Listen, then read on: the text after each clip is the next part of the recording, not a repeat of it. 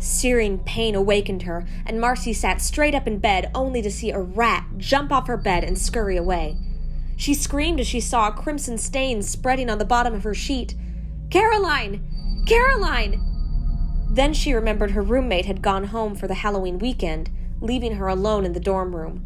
Marcy threw the covers back to reveal blood gushing from a big right toe that was only partially there.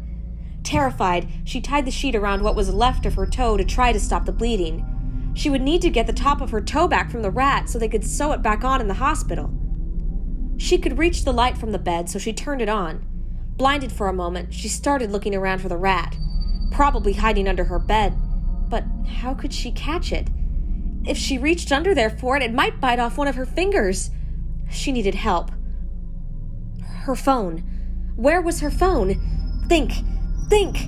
In her jacket pocket. Hobbling to the chair that she had hung it on last night, Marcy retrieved it. But when she went to dial 911, the damn thing was dead. She threw it and it bounced off the wall and onto her bed. Now there was a dent on the wall, so she wouldn't get her deposit back.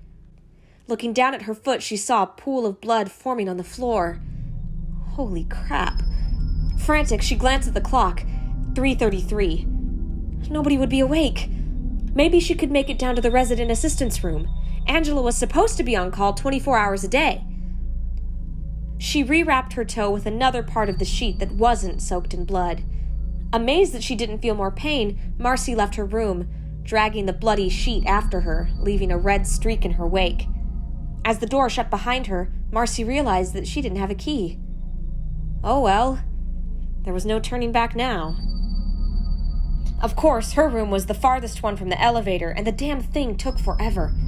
That's why she usually took the stairs. It was quicker. By force of habit, and because her addled brain wasn't thinking clearly, Marcy opened the door to the stairs and started her descent.